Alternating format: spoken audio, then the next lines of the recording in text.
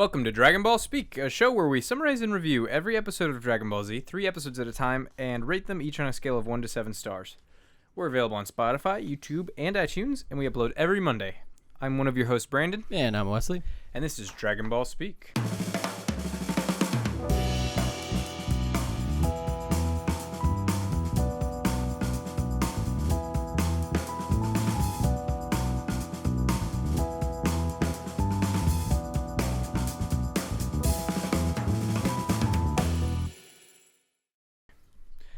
So starting with episode 49, Prince fights back. Is that what it's called? Yep, the Prince fights back. I wrote Strikes Back because I'm dumb, but that would have been a cool title. Yeah, before we go, it's been a while since we recorded again. We had a little hiatus, and then So what did you expect going into these 3 episodes? I'll be honest, I didn't remember too much other than Dodoria chasing. Before the recap. Yeah, other than like Dodoria chasing Krillin and Goku. Gohan. Right. I forgot that Vegeta was like a player because we hadn't seen him in a minute. We went, I think, like 3 episodes without seeing him. Yeah. Yeah. So I definitely didn't expect this episode to be him. But when I saw like the Prince fights back, I was like, okay, it's Vegeta. And then I kind of just guessed it was gonna be. I thought it was just gonna be more of Dodoria fighting or trying to find Gohan and Krillin. And I even forgot that Goku was like still on his way. Whoa! In my head, I was just like, I don't know what Goku's doing. Oh my god. And yeah, that was about it. I didn't have, my expectations weren't like anything crazy. I remember, I think I made a prediction last time. I don't remember what it was, but yeah, I have no idea. Yeah, I mean, we had a hiatus because we were sick, and then he was sick, and then I was sick, and then we got sick again. January 2020 was not good. Rough stuff. Yeah. But we're back. So, cool. So Prince strikes back, fights back. So Dodoria, he was blinded by the solar flare. He was looking for Krillin and Gohan, and he couldn't find them, and Dende. And he's just flying back. He ends up giving up after he thinks that he kills them by destroying the island that they were hiding on, and he gets kicked out of the sky. Which is weird. It wasn't like clear. Well, we had this like zooming in on his ass while he was flying. Is that which I guess I realized afterwards was supposed to be up his on him, sight, but I was just like, oh, it's gonna be a nice little booty shot. Yeah, no. Yeah, he gets kicked into the water, surprise kicked, and then him and Vegeta have this awesome exchange where Vegeta is super cocky now. He's a man. He's on a mission. Yeah. He decided, we know that he fought Goku and he lost and he barely survived, and we know that he decided that he's gonna decided on whatever the last planet was that he left after he healed. Decided that he wasn't gonna follow Frieza's orders anymore because he's got his own plan now. Yep. So he's this whole new Vegeta, as if we've known him a long time, but he's this cocky man with a plan. And we get the sense that Dodoria, he's known these people for a while, so he's like, nice to meet you again. We get the sense that they have a history where I'm sure since Dodoria was stronger and he's a higher rank, that he messed with him a lot, just like Kui, who's also dead. Exactly, yeah. Right, so he's almost exacting revenge, and they don't have to explicitly state that. We can surmise that on our own. Yeah, they're kind of beefing. Right. And it's satisfying because we think, or at least in my opinion, I thought maybe this is going to turn into like a 2-episode fight or something like that. Yeah, that was going to be a fight. I didn't realize, we didn't know Vegeta got so much stronger, which we find out in just a bit. Right, so we get another very interesting tidbit in this episode that I'll get to. Yeah. But we do have this exchange between them, and before we have this... I like he's got both of his arms behind his shoulders like this, and we have several shots where it looks very sexual. Yeah, it does. It's a hot time in Dragon Ball Z. Yeah, and it's cool because that would hurt because your arms are being pulled behind you like that, but it is very Dodoria's a sub. Yeah, we'll just say that. The blood was already pumping too because just before this we saw Bulma. With some fan service bathtub time. Yeah, standing up with that bath just enough bubbles to cover up what people want to see. The TTs, as they say. TTs in the boo boo. So that was weird, but so she learns that Goku's on his way. Yeah, while naked talking to her daddy. And so Vegeta has the last scouter on the planet apparently, because we know that the others got destroyed, and he offers it to Dodoria, but in a very dominant power play. Yeah, once again on the ground, he's like, "Come get it," and then he stomps on it. Yeah. So we know now that he doesn't need it anymore. He wasn't quite sure before, but now we know he doesn't need it, because he learned the Earth exclusive power to sense others' energy. Yep. And then we get this huge Planet Vegeta lore drop. How did you feel about this? from Dodoria. He says, "Wait, don't kill me. I'll tell you what really happened." I'm so burned from that one, the Saiyan race history, that I'm always like, in my head, I'm like, this is really cool, but then I'm also like, it could also, Brandon This could is just real. be like, this is fake. That's the last time that's going to happen, I Okay, think. cool. That's so good to know. we're good. Yeah, this is all real. Then yeah, it was really cool. So now, so much for Asteroid. Planet Vegeta was destroyed by Frieza. Yeah, it definitely puts Frieza in a new light. Completely new light, because now it's like, now I know he's like really strong. He destroyed a planet and like he said with the wave of a hand or whatever. He destroyed a planet full of the most powerful people we've seen in the show so far. So like, yeah, and it was because these Saiyans were apparently learning that their battle potential is. He was basically saying like people were starting to crop up that were not strong enough to rival Frieza, but a little too strong for his comfortability. Yeah, he started to feel threatened and a little bit, right? Because imagine all of them turn at once or whatever. You know? Yeah. So they are all dead. We knew that already, but now we know why. The real reason. Mm-hmm. That does paint Frieza in a whole new light, because now there's a... Vegeta shrugs it off, but it does have this personal element now, and we know that Vegeta isn't working with Frieza, but the Earthlings don't know that. Yeah. So they're still unsure. So there's this strange Triangle. dynamic, almost triangle going on right now. Really feels narratively this saga is feeling super fleshed out. Yeah, I really like these. Like it's like a chess game almost. After that, so Vegeta effortlessly kills Dodoria with like one blast. Him. Yeah, I love how it almost like shows his head separating from his body. Does he throw him, or does that? No, he was running away. Okay, I thought so. And then he starts calling for Frieza, but then he gets wasted. Yeah, that was sick. And that we also in the little flashback, or in them talking, we find out that Vegeta's latest power level number that we've heard is 22,000, which is like right. We did hear that a few episodes ago, but yeah. Oh, really? Yeah. I forgot. Right, that was just a flashback from like 4 episodes ago. But that was from when he that's from when he killed Kui. Yeah. Mm-hmm. So which he also didn't necessarily use a lot of effort to do. So who knows? Bing. Yeah, and it blew up the counter. So let's see where we at. That was. Oh no, we get like a pretty quick much shot the episode. Of Goku, I think. Oh, and he does actually drop one last huge nugget, which isn't anything crazy, but it is interesting that he says that Saiyans, every time they fight and win a battle, they become stronger, which makes sense because it's like anything else, right? But he says like specifically, he says the fact that he was like at the brink of death and he came back alive made him stronger as a result. That's cool.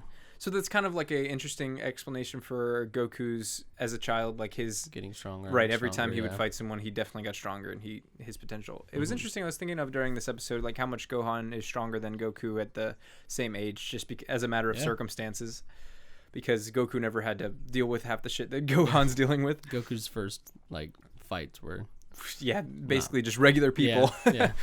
So large man. Yeah, Dodoria has this awesome death.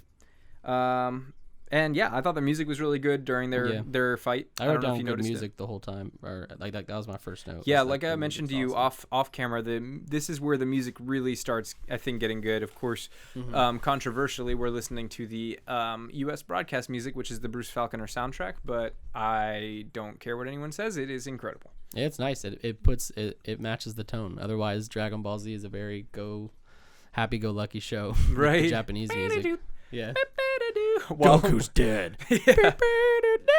Exactly. Yeah. So cool. I really like that episode. And then we get to episode 50, which I did not write the title down. So we got sorry, I was gonna see really quick if there was anything cool trivia from the previous episode. Yeah, any maybe trivia. What's the Japanese name? The chapter counterpart for the manga is Vegeta versus Dodoria, but oh no. Sorry, did I mess it up? We good now? Should be good now. Oh. Hello? Hello? Testing. Hello? Here, it's cutting out. Might be these. Testing. We're good. Okay. Tight. Okay, so cut. The Japanese... What? Pen real quick. I'm going to write down this for a time code. Okay. I'll wait. Okay. Yeah, the Japanese title for this one is actually Dodoria Dies by Explosion, Vegeta's Fearsome Shockwave, which is cool because that happens in the last 30 seconds of the episode. That's tight. So it's like, you know what's going to happen. No tension. That's great. Yes, I love when there's no tension. Even the Prince fights back was a little too much for me. Yeah. But any other trivia? I don't think so. Other than no. Okay. So the next episode is actually called Unexpected Problem. Or Kamehameha. Kamehameha. Escape from a burning planet. A life or death Kamehameha. That's the entire title? No, sorry, I'm stupid. It's just Escape from a burning planet. A life or death Kamehameha. So Much. This episode is interesting. I did not have a good time. Really? No, I hated everything with Goku, and that really brought down the entire episode for me. Okay, so we'll talk about that. So Vegeta, it starts off right after he killed Dodoria. He's surprised by how easily he killed him. He's actually feeling himself. He's like, wow, that was easy. You can tell he's just feeling himself. He's pumped. After this. He is super. He's got his own plan, man. He feels good. Music's really awesome here. It's like a cool it's like the music you hear with like a Victorian ballroom. I forget the name of the instrument, but it's really cool. Yeah, I actually do remember noticing it was it was interesting. But he's suspicious because Dodoria said something about Earthlings, and he's like, why would they be here? That would be an extreme coincidence. Yeah, exactly. So it would be super coincidental, and he's like, he brushes it off kind of, but he's curious enough to look into it. Yeah, because he says, he's like, well, I might get around 2 out of this. Yeah, exactly. He wants to exact revenge. He's still extremely, extremely vengeful. Oh, yeah. Because he is that's, as far as we know, the only major loss he's ever had. So he's pissed. Still. It was not a great time for him. Yeah, and it was interesting when he was talking with Dodoria about how he had to reevaluate impossibility, he said, whenever. And it cuts back to him getting blasted by Goku's Kaioken times 4 Kamehameha. That was awesome. Yeah. He's like, perhaps I can lose. Yeah, right. So, so he rolls up to where the Earthlings are actually hiding because he barely sensed them. And then they notice him, and they're kind of freaking out. This part was cool, but it was like so drawn out. A little drawn out. They kept kind of back and forth. He's like, huh? And they're like, oh no. And then he's like, is something over there? And they're like, I think he sees us. I'm going to go check that out. He's coming. And I was like, okay. A little long. Yeah, I get it. It was tense, though. Yeah, it was. And the way it ends is pretty funny, I thought. Right. So he's sensing Dende's very small power level, but because he can't hide it. Right, but at the very last moment, a fish jumps out of the water, and he's like, "Oh, it must have been that." Yeah. And they, by the skin of their teeth. I love that he says like, "Oh, it was just a fish." I think he actually says, "Damn, it was just a fish" or something. I don't remember what it says, but I was like, "That's a freaking whale." No, it's huge. That's giant. And they're like, "Oh, it's a fish." Yeah. Okay. So yeah, he is suspicious of that though. That's in the back of his mind, and he's like, I'm wasting time. Yeah. Krillin gets like a PTSD flashback when he sees Vegeta. He's like scared shitless. Yeah, they have that cool like back and forth. And it gets faster and faster between their faces. Mm-hmm. Then we get and as Krillin and Gohan are heading back to this cave that Bulma's hiding in, Krillin kind of comes to terms with the fact that they are way in over their heads. Oh yeah. Because they can't even beat. Really, assumedly, they couldn't even challenge Dodoria or Zarbon because they ran away so fast. They were already in over their heads. Right, and now Vegeta's there, who we know is stronger than them. And they think everyone's after them. Like, they're like, they know that everyone's an enemy. At the very least, they know that they can't fight them. Really, right. At the very least, they know we can't even come close to beating Vegeta. We're pretty sure this Frieza guy is stronger than Vegeta. Mm-hmm. What the hell are we doing here? Kind of deal. And he basically comes to terms with that fact, Krillin being a very realistic person instead of being, in over his head. Goku and Gohan. Right, exactly. And then we cut to Goku. And then the episode just sucks. It's funny because I specifically, vividly remember hating this episode when I watched this series. I don't know if it was the first or the second time or what, when I was like probably 13. Mm-hmm. Okay. And I hated it. I was like, God, this shit sucks, dude. With him on that glued to the roof, he has to Kamehameha from the sun. I actually this time I thought it was pretty funny. Funny. It was fine, but it felt like filler. Like, it was. It is filler. There's like Bulma in the bath. There's filler scenes. This one was like 15 minutes. This was like the second, like the the last 2/3 of the episode was Goku doing this, and I just and like, yeah, it was just like so like slapsticky for like yeah, he's like trying to get back, and then he drops the glue, and he's like, oh, I stepped in it, and then he's like, oh no, I'm stuck, and the professor dude or scientist is like, you're what? And it's just it just goes on, and I was like, I was really not having a great time with this. When we have a plot as tense as we do right now, Exactly, yeah. I know what happens, so it's not maybe as tense for me. So I kind of enjoyed the comedy. But what I would admittedly prefer is if Goku was, we got more of him just like training his ass off, basically. Yeah. And he's like a little more serious. I think that they wanted to like break up the tension with these like a little bit of, I guess you could call it filler because it doesn't happen in the manga. Yeah. But why does his suit say Goku with an H at the end? With the H at the end, I don't know. I saw that too. But I just kind of liked seeing Goku in a spaceship because it was, or a spacesuit because it was cool, and I think the two Kamehamehas were actually really, really well voice acted. They were cool, but like he was like in the sun, and like he's like, it's hot, and I'm like, you'd be dead. He's like practically touching it. I was like, you're in the sun, like you're done. Yeah, I know. And it just went on just a little too long, but it does pay off. It did go on a little too long. It does have a cool payoff whenever he finally gets back on the ship, and he's like, oh, I'm hungry, and then he goes to the fridge. That was actually earlier this episode. I skipped it on accident. That was before this part? Yeah. That was actually really? the beginning of the episode. Okay, well then my point stands. The latter half is not good. But yeah, I guess we did skip over that part. That was probably my favorite. Or that may have been in the end of last episode or beginning. Whoops. Where he ate a lot out of the fridge. It's not showing it in my summary here, so... It might have been the last episode. Regardless, if we skipped over it, which it sounds like we did, he goes to the fridge and it's stuffed with food, and he's like, maybe this will work as an appetizer. And I was like, that's my boy. I know, right? And, yeah, so he goes back in and he realizes that he's become acclimated to 20 Gs, so he ups it to 30. Yep. And then, so we go back to Namek briefly. Vegeta finds this Namekian village, and which hasn't been touched, and is also unaware of everything going on, apparently. And then, yeah, Vegeta says he's going to take their Dragon Ball away, but the guy refuses, so he does a finger gun, which is cool, and he says bang. And and he kills the one guy. He tries to kill the elder. And he tries to kill the elder, but the guy jumped in front and died. And they look at in horror. And then they all perform Rock Tomb on him, I think, or is that the next episode? That's the next episode. That was super weird. I don't know. The animators took some serious liberties with that. I don't know what that was. But I think that is the next episode. But it was actually really cool seeing him come to this village just now for me, because I literally just played this in Dragon Ball Z Kakarot as Vegeta, walking around in that village, seeing all the dead bodies. Oh, that's cool. You get to play as Vegeta. Yeah, that's you do. Awesome. That's really cool. Yeah, you do. So I was playing as Vegeta.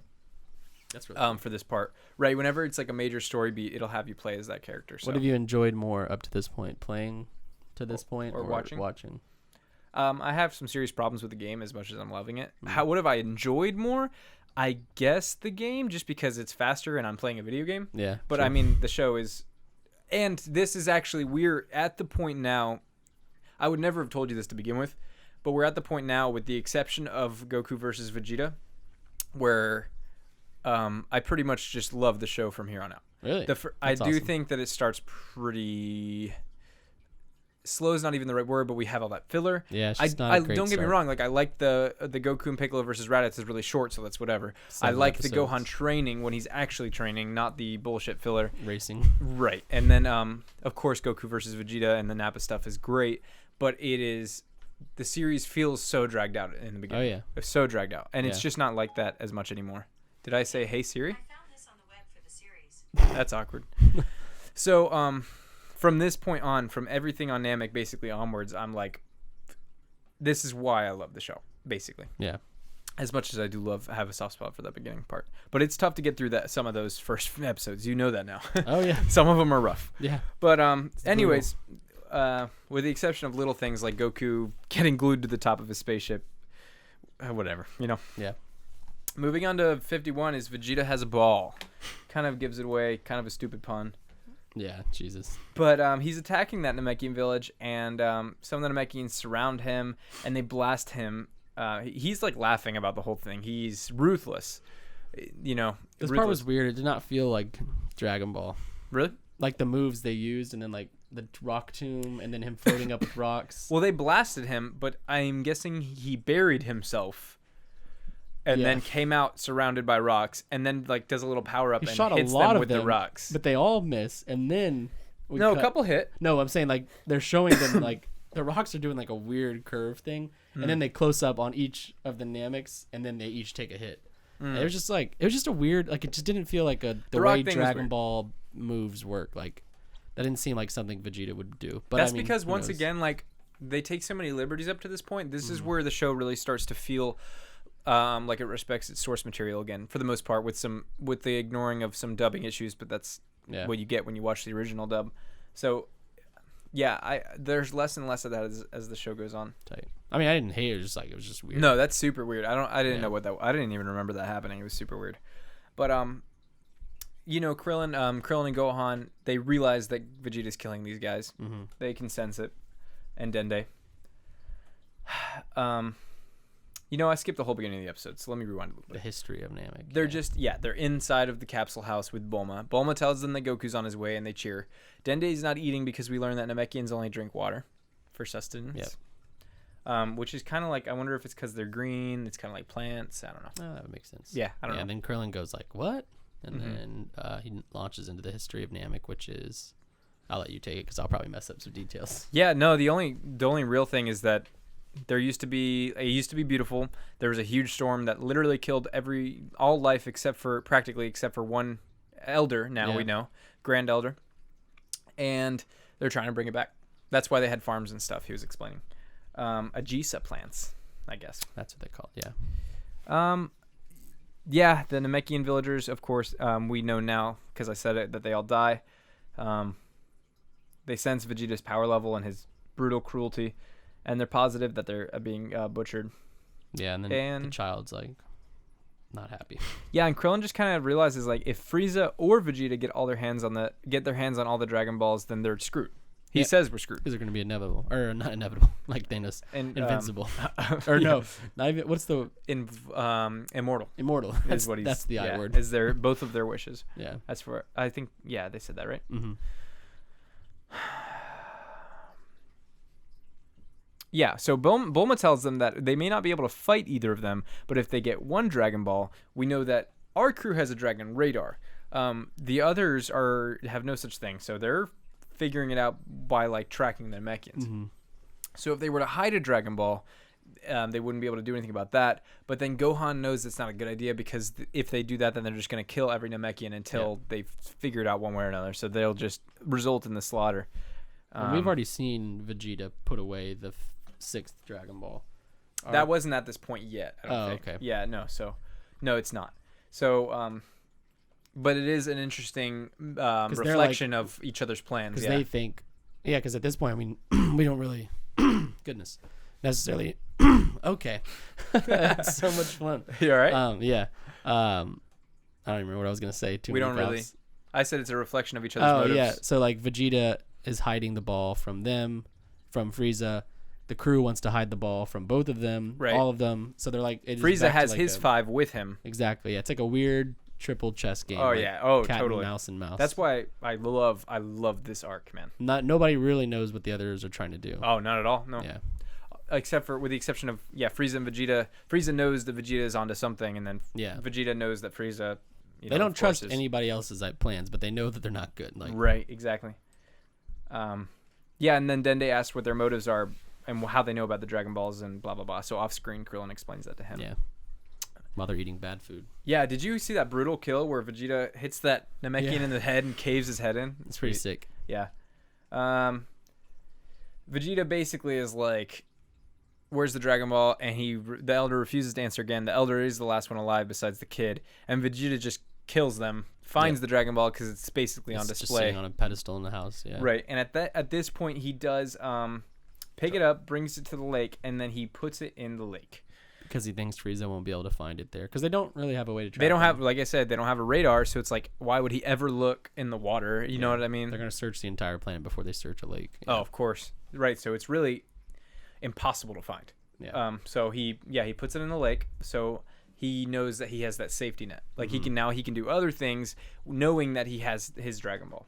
Meanwhile, we see Frieza take his 5 balls back to. Well, he says he's going back to his ship, but we just see him fly away. Right, and then Zarbon and whatever. I think the other guy's name is Apule. Yeah. I don't think they've said it. Did they say it? I don't remember. They probably did actually whenever we saw them originally together. But yeah, and they basically say, because that Abdul or whatever is like, man, we're gonna have to search the entire planet. That's gonna suck.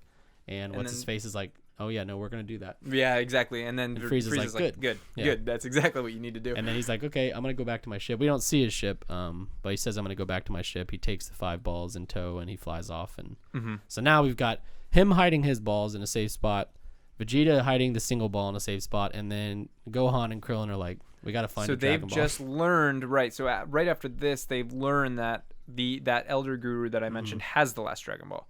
So they are gonna go look for that. Which they're about to. Yeah. So who knows what's gonna happen there? But yeah. So Zarbon and Apule, it's Apule, they split up to look for the Dragon Balls, I suppose. And Frieza's gonna wait for them to deliver the final 2. Yeah. And then we cut to Goku for some quick, cool messaging. I actually really like this part. I think that's everything that happens on Namek, right? Yeah, Krillin and Dende decide to go to the Elder's house. That's right, yeah. And Dende knows now that their motives are for the better, are good. Blah blah blah blah blah, and then, yeah, sorry. Yeah, and Krillin thinks to himself while they're flying. Yeah, he's basically deliberating. He's like, Vegeta's stronger than ever, period. And then Frieza's stronger than him. And he doesn't know what training Goku's doing right now, but he's saying that his best bet, regardless of Goku, is to obtain the last Dragon Ball from the Elder Namek. And then he's kicking himself that he didn't kill Vegeta when he had the chance. Yeah, you get that cool flashback where he's basically like, God, we should have killed him because this is making things way more complicated. And then he says that he's never even had a girlfriend and he's screwed. So, which is awesome. Yeah. And then so now we cut to Goku. And he gets a call, or not a call, a mind link thing. Oh, yeah, you liked this, you said? Yeah, I was like, this part was really hype. I actually didn't really care too much about the episode until this part. Well, it was a fine episode, and then this part gave it like an extra point for me. It wasn't a lot of action, but we did have Vegeta, his plot moving forward. Mm-hmm. And then Frieza, we cut. Yeah, so he gets a call from King Kai, and then King Kai's like, hey, dude, I got like your 4 buddies here. And I forgot that this was a possibility, so he's like, who are the... And they're dragging on, like... Your 4 friends, like, or I don't even say friends. He's like, I got 4 people here saying they knew you, blah blah blah, and then like it slowly like pans up and it's Tien, Chaozu, Yamcha, and Piccolo, and I was like, oh, cool. It's like awesome. A little mini Avengers Endgame moment for me. Oh, totally, dude.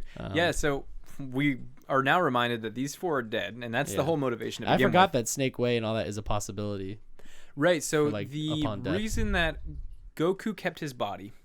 Is because that was basically Kami pulling strings. Yeah. So that means that Kami did that for Chiaotzu, Tien, and Yamcha, because we know that they're part of they're helping protect the Earth.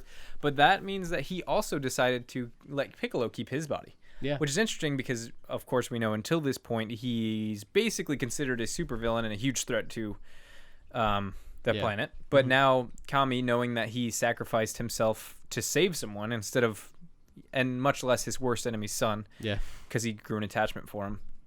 Long story short, now he's allowed to keep his body. Here, you wanna? Oh, we got like an extra minute. We'll see. Oh, do we? Yeah. Okay. But yeah, that's actually the end of the episode. So episode 49, the Prince fights back. I gave a 5 out of 7 stars. So I also gave it a 5 out of 7. Which it's we get a lot. Yeah. Why did you give it a 5? Bulma. Yeah, Bulma bubble bath. Yeah, of course. No, it's just we get a lot of plot progression. We get to see some really cool stuff from Vegeta destroying Bubblicious Man like that. Forgot you called him that. Yeah, and it was just a good episode. Like, plot moves forward. We see some action. We know what happened to Planet Vegeta, which affects our view of Frieza. Exactly. Yeah, and then we get to an unexpected problem, which is which you gave 2 out of 7. I gave it a 4 out of 7. And so you you said you've been enjoying them up to this point, but this I was probably at like a 3 or maybe 3, probably a 3. And then the Goku part, I hate it because we've been having like tense moments this whole time. These past few episodes have been really good. Everything's like moving forward, like the cat and mouse game is going on, and then we just cut back to Goku, who's not even training. He's just doing some stuff in space, and then he goes to the sun and like Kamehameha's away, but doesn't get burned somehow, and it was just so slapsticky compared to, which humor's fine, but this is just like deadpan humor compared to like the life-threatening situations our other characters are in. And Yeah, but he gets glued to his spaceship. It's funny. and then the scientist is like, "You what?" Yeah. Yeah, but we got some good Vegeta moments in this episode too. Yeah.